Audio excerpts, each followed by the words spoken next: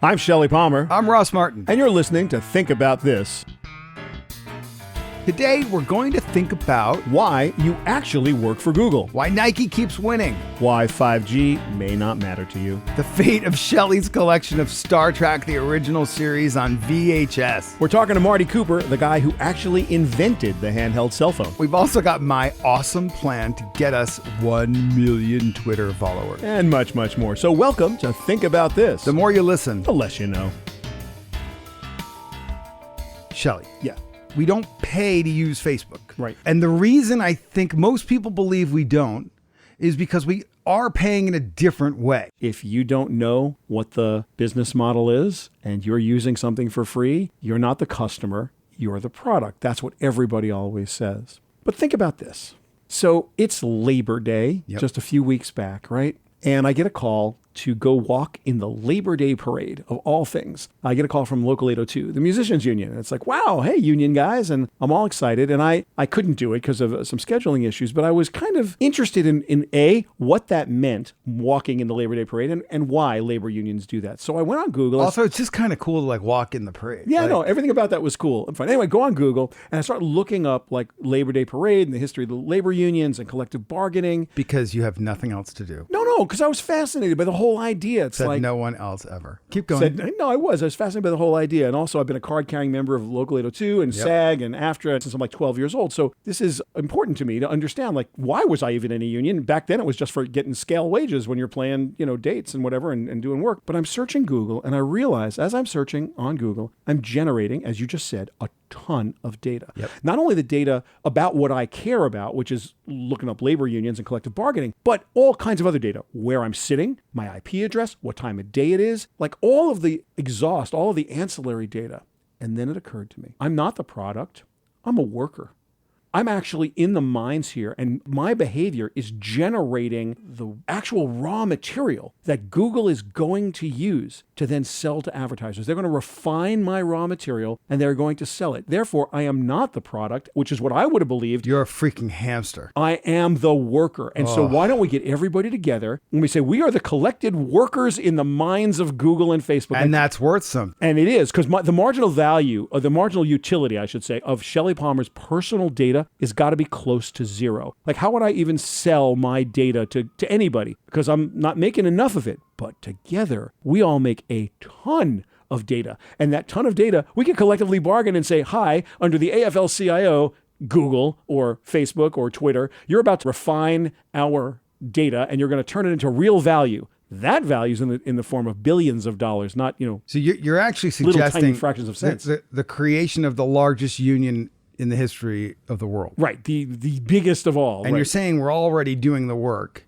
Why are we not getting credit for the work? Well, we if do? you're searching Yeah. something or you're doing something on social media and all of the data you're generating is not being used to your benefit. They don't need all of it. When you search for shoes, they put up a thing with shoes on it. Those are the shoes you're searching for, whatever you're searching for. But they have all this other data, which informs a much larger tool set. They're able to classify you as to location, time of day, what it is you're doing and how often you do it, what the things are. So there's so much more that they get, and you're generating all of it. So let me ask you this.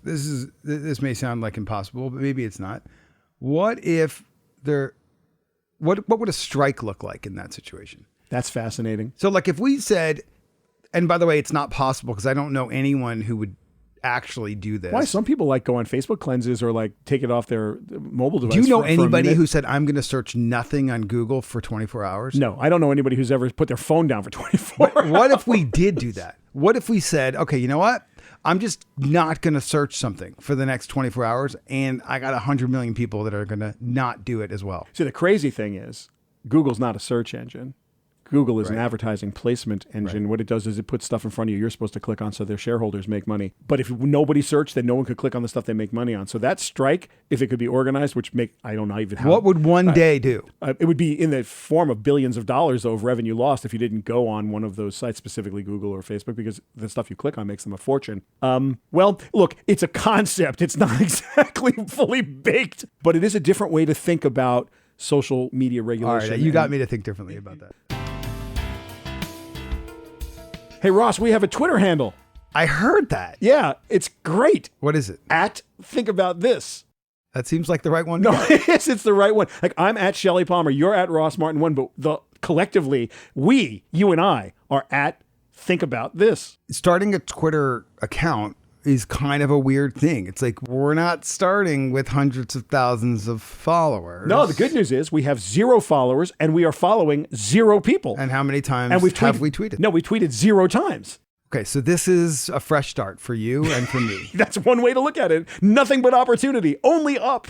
So this did happen with Taco Bell years ago when Nick Tran, who now runs marketing and brand for Hulu, did that at Taco Bell. He dropped the Taco Bell followers list, who they were following, down to 0. So hundreds of thousands or maybe even millions of people were following Taco Bell and being followed by Taco Bell. Sure, that follow back was a thing. And Taco Bell he just dropped it down to, they were following nobody. All of a sudden, nobody. And it pissed everybody off because they're like, why am I not being followed anymore by Taco Bell? People felt like unimportant. They were pissed off at the brand. Yeah. And then it became like, what do I have to do to get Taco Bell to follow me? Yeah. So after about 3 or 4 weeks, Nick Tran just started following one person on the Taco Bell account. Well, who do you follow? They were following their super fan of Taco Bell tacos at the time, Chrissy Teigen. No way. And you know her. I do. Yes. We could follow. We could follow Chrissy Teigen. Yeah. But you understand how valuable it became after that to be followed by Taco Bell? If Taco Bell followed you, it was a gift greater than any you'd gotten in a long time. Okay, marketing strategy 101 from Ross Martin. It goes like this. At Think About This is going to follow one person. We're hoping from that millions of followers will be inspired to follow us. Is that the plan? That is my plan.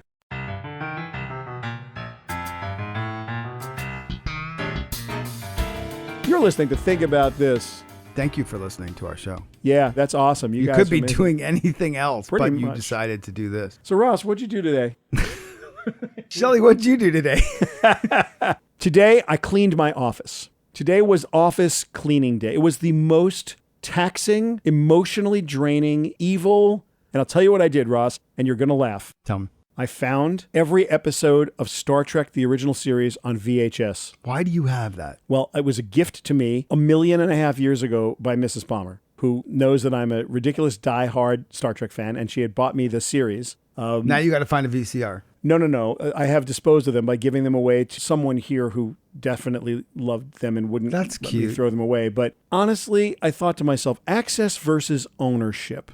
There wasn't one video that I found that isn't available now online from one of the subscription services that I subscribe to. I went on eBay. Those tapes are worth $5 each if they're brand new, pristine, as collector's items, which, by the way, they were. And there were 79 of them. I had all 79. And think about how much shelf space they were taking up. Well, they were taking up a ton of shelf space. But the thing is, every single one of those is available up converted to HD. Yeah. And like right now, and then to confirm that, I actually just went online and said, okay, well, how about Trouble with Tribbles? And the answer was yes. And, I was like, okay, wait, so how about No Man Gone Before, the pre-pilot? No, there. Everything I ever, like every episode. So there was zero reason to keep any of it. And so if you look out in the hallway, you'll see those 2,700 compact discs. They're all going today. All of them. That is really sad. It's just weird. It's the end of an era.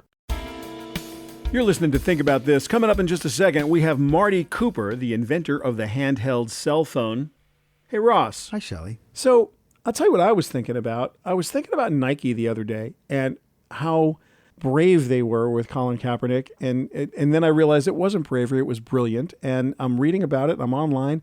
They had actually gotten serious about Colin a year before the whole thing happened. Yes, they did. And they were authentically, totally, completely in this zone. And prepared for it. Yeah, and when it got controversial, they stood their ground because they had already made up their mind. And then in the end, their sales went up, and they were really rewarded for taking that stand. Then they doubled down, and then they did a victory lap, and now they're getting awards for it. It's incredible. And now the other athletes go, that was awesome. It was I'm awesome. signing up. Okay, Shelly. Yeah. Think about this. Mm-hmm. So I don't know if you know Stephen Martin, no relation to me, but Stephen Martin owns Primetime Sports in Colorado Springs. Okay. Now, if you go to Colorado Springs next week, you're going to find a closed sign on Stephen Martin's sporting goods store. Do tell. It's done. Kaput. He had to close the store. Why? Because Stephen Martin disagreed with Nike's position on Colin Kaepernick. So much so that he said, I just can't sell Nike stuff in my store anymore, and I won't. What? I don't agree with what Colin Kaepernick did. I don't agree that Nike should have supported it. And in fact, I hate you, Nike, for supporting Colin Kaepernick so much that I'm not going to sell any more Nike stuff in my sporting goods store. You might totally disagree with that position. Right. But if you're a business leader today, you got to look at Stephen Martin and Primetime Sports and say, all right, dude's living his values. Right. That is a purpose-driven decision. As much as Nike's was, Exactly. his was. I mean, Exactly. he's decided that that's his position, and he should be as equally applauded for it, although apparently it didn't work out for him. It didn't work. But Because it turns out it's hard to operate a sporting goods store without Nike in it. yeah, I can understand how that might be true. But, and this is the totally unpopular thing to say, I think Stephen Martin deserves credit for making that decision Yeah. and sticking by it. I'm going down with the store. That is everyone's choice. He must have known, because it wouldn't have been very hard to understand as someone who owned a successful sporting goods store, how much of his income was derived from Nike products. Yeah, what did he think? Everyone's going to switch to Puma and Adidas? Obviously, he did, or he knew what would happen, but had enough conviction as an owner of a business to decide that he was going to lead, and this is how he was going to lead. So I don't have any problem with that. My problem is when people give it only lip service. Yep. Because there you're howling at the moon. When I go on social media and all I see are people screaming, I'm a red person and I scream red things. I'm a blue person, I scream blue things. No minds are changed. No one is going to take an insult as anything more than that. And so what we have is a lot of noise and no signal. But when you have a guy like this with a conviction who says, this is my position and I'm going to live with my decision, it wouldn't have been my personal choice to stop selling Nike, but I didn't own that store and I didn't live in that neighborhood. And that was not my convictions. They were his. If I'm the CMO of Nike, you know what I'm doing right now? I'm renting that storefront and I'm opening up a Nike store in Colorado Springs. Think about that. So I'm born in 1973, and that very year, Marty Cooper becomes the first person in the world to successfully make a cell phone call. On a handheld cell phone, that's correct. He does it on 6th Avenue near the Hilton. Yeah. I am going to ask you this. You're the first person that gets to make a phone call in the history of mankind. Yeah. Like there's only one first phone call Right. on a cell phone. Yeah, absolutely. Who do you call? Do you call your wife? Well, yeah, I guess. Sure. That's what I would do. Or you call your mom? Yeah. Well, Or certain you- people would definitely do that. Or you do something funny and you like order a pizza? Yes. Marty Cooper did something better than all that. Oh yeah, no, he's famous for that. He calls Joel Engel over at AT&T. And who is Joel Engel? Yeah, he's like absolute straight up competitor. He just goes, "Yo, Joel, it's Marty Cooper. I'm talking to you on a cell phone." That was it. Drop the mic. It's the ultimate mic drop moment. He Yeah. literally calls his competitor and it says, "Gotcha." Hey Ross, I got an idea. I'm going to pick up my phone right now. My cell phone, by the way. I'm going to call Marty Cooper. What do you think? I just don't know if he's going to answer when he realizes it's you. Let's try. Marty, it's Shelly Palmer. How you doing? I'm doing just great. I had my hike this morning, and I'm totally energized. Ross and I were just talking about your historic call with Joel Engel. I have to tell you that it was spontaneous. I was being interviewed, walking down the streets of New York, because I really wanted to do a real demonstration of how important mobility was. Just spontaneously, I called the guy who was my counterpart at AT&T. Of course you did. AT&T, we were in a big battle with AT&T Yeah. then. So I called Joel Engel, who is running their cellular effort. Mm-hmm. And I said, Joel, this is Marty Cooper. He says, hi, Marty. And I'm calling you from a cell phone. And it was amazing. You talk about serendipity. He answered the phone, not his secretary. He happened to be in the office. That's awesome. And I didn't think of it at that time as being a historical moment. All I cared about was this phone work. There were only 2 of those phones in existence at the time, and they were hand-built with thousands of parts. Every demonstration they did was nerve-wracking. You're still in the business. You're still working every day. You and I have spoken so much about Spectrum and what happened with LTE and now 5G. And I think your position on 5G and where you have arrived with respect to Spectrum is really important for people to know about. And I wonder if I could just ask you to talk a little bit about the hype around 5G, and then most importantly, what you're feeling about spectrum allocation. I think 5G is going to be very important in the future. I think you said it exactly right, that it is being hyped, and I think a bit overhyped, because the reality is that we have a lot to do to give us the advantages that are available to us with the existing technology. People keep talking about the Internet of Things, which is what 5G implements, and I don't think we've finished the Internet of People yet. I think there are so many things that will happen in healthcare, in education, and just the idea of collaborating. Each of those areas, and you could add public safety onto it, is going to be revolutionized in the next 10 or 20 years. There are millions of people in the United States who don't have any wireless coverage, right, or internet coverage for that matter, and there are other millions of people in this country that can't afford wireless broadband. As you have pointed out, most of us can't live without it. How can we deprive big segments of our population? And the technology exists, Shelly and Ross, to fix that. Theoretically, how would you go for it? There is a technology called advanced antenna systems. I call it dynamic antennas. It uses the spectrum much more efficiently. It allows us, instead of transmitting like an antenna does in all directions, it sends the energy right to an individual. The consequence of that, forgetting about the technology part, is that you can get huge increases in capacity. You can serve many more people in the same amount of spectrum. Because you're serving more people with the same equipment, it's much less costly. That the technology is being implemented by the carriers in 5G, but they're only doing that at millimeter wave frequencies, new frequency bands, and there's nothing wrong with that, except that the only place those frequency bands are going to be useful is in places like where you guys live in New York and big cities, but the smaller towns and the rural areas will never benefit from that because these millimeter waves only transmit very short distances, like literally hundreds of feet. Right.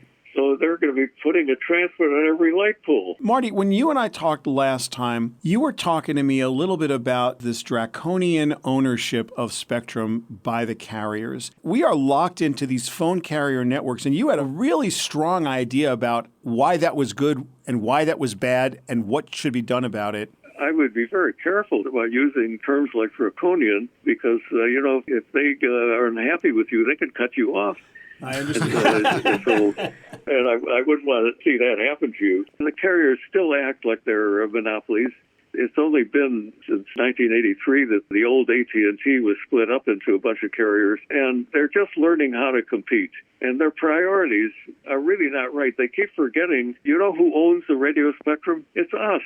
It belongs to the people. What we do through our government is we license that spectrum to the carriers with one condition, that they use it in the public interest and convenience. That's the law. Yes. So I think their priorities are a little messed up at the moment. They're putting tons of money, and guess who's paying that money? We are. They're spending that money on millimeter waves, which are going to benefit factories and what they call the Internet of Things. Yeah, and city dwellers. They should be doing things that improve coverage. That's what we care about, right? Shelley, when was the last time that you had a trouble with the latency of your phone? Never. Never, of course not. And when you talk about speed, if you're getting 30 megabits per second, which I think you probably get in New York, oh yeah, almost all the time. All the time. Unless you're trying to download movies continuously, then that's really quite adequate. I think that 5G has no demonstrable benefit to a current technology handset. 5G or 4G, I'm not going to see the difference unless I'm a video gamer, right, Marty? In a first-person shooter, that low latency would be really helpful, don't you think? Very possibly, but even that's somewhat questionable. But you're 100% right. With existing phones, 5G will have zero effect. And even with a 5G phone, the only effect that you would have is your battery life would be shorter and your phone would be heavier. You guys are like blowing my mind here because I bought into the promise of 5G making everything just more amazing. Like I just thought on my phone, one day someone's going to turn it on, and instead of it saying 4G or 5G extension or whatever they call that, LTE, whatever, it's going to say 5. And I'm going to go, wow, this is amazing. It's so much faster and better, and my life is better. But you're saying that's actually not going to happen. Not really. The thing that I object to, guys, you used the right word at the beginning, Shelly, hype. They're saying things like they're going to be operating on people remotely using automated surgery. Well, I'm not sure I want a surgeon operating on me with a wireless connection. Oh my God. Wireless connections tend to fail if you get a bus driving by and Marty, get a reflection. Marty, what you call hype, I call marketing. Can you tell us, like, I'm sure you are the victim of advertising. Sometimes you get it. It hits you. You are targeted. And you probably get messages from T-Mobile and Verizon and AT&T and Sprint, whoever else. What do you, as the inventor of the cell phone, like, what happens when you get those messages? What do you think and feel? First of all, let me start because I don't want to lose my service. We need the carriers.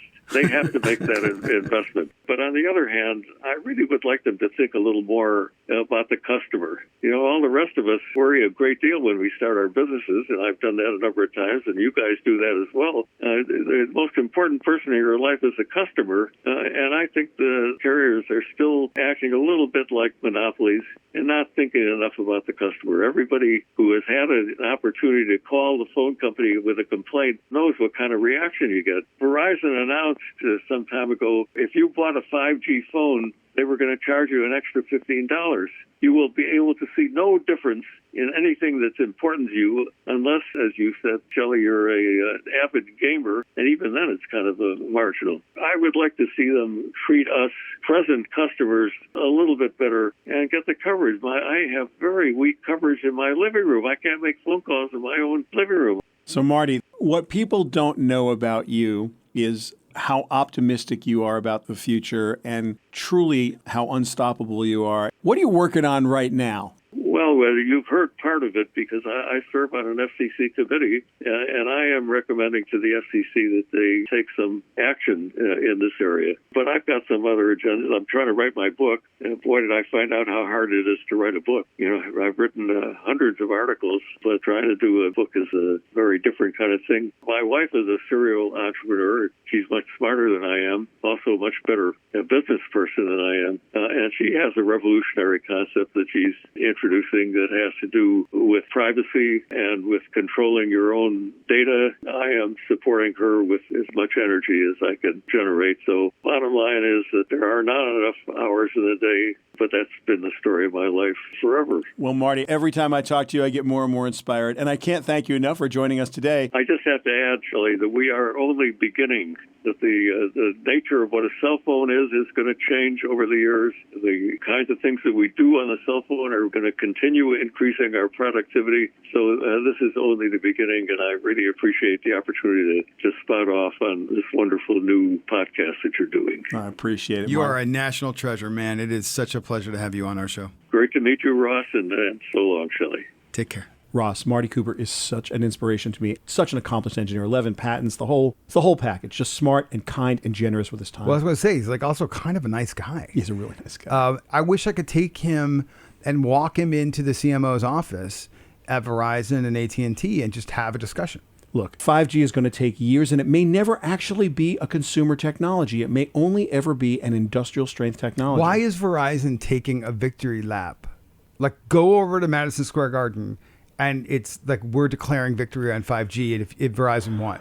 How did they didn't win? No, nobody's won yet. And there's a couple reasons. First of all, the tower density, you need the tower like every few hundred feet, like Marty said. But more importantly, there's no value to having 5G in a consumer device. You won't make a faster phone call. You're not going to see better video in a current technology handset. You're pretty much at the edge of what it needs to do. Where would you see it? You'll see it, if you see it at all, you'll see it in gaming, especially in first-person shooters. But are people going to pay? That's the question I don't know. So how is there a victory? There's no phones. You really don't have enough towers to do real 5G. I don't know who claims victory on this. Right now, this is 95% BS and 5% BS. But you know that there are going to be millions of people who buy 5G, buy into the myth of 5G. Yeah, then 6G, then 7G, then 8G, then 10G, a million G. Yeah. You literally, you know that you're yeah. staring at someone, Yeah, me, who actually didn't know until about 30 seconds ago that 5G is not going to make my phone calls faster and my video better. I didn't know that. Oh, I cannot be the only one that doesn't know that. you live in Brooklyn, yes? Yes. Well, there's a bridge I'd like to talk to you about. Oh, my God. Think about that.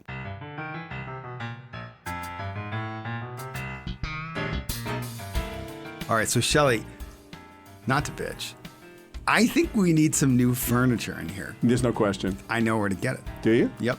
Go ahead. WeWork. Yeah. I think we can get some cheap furniture at WeWork. Yeah. And it's good furniture too. You have the standing desks. We can have that. I like those. They have a lot of couches and rugs there. Yeah. I'm not complaining. And the coffee mugs are to die for. Westwood One has been great to us. They have been. I love these people. Yeah. But we could use an upgrade on the furniture. That pink chair, which no one can see because we're not doing video yet, it's actually not pink. I'm not sure what color that is, but somebody's calling from the 70s and they're asking if they can have their chair back. Well, that's our show for today. You've been listening to Think About This on the Westwood One Podcast Network. I'm Shelly Palmer. And I'm Ross Martin. If you think you know less than you did before, just wait till our next episode.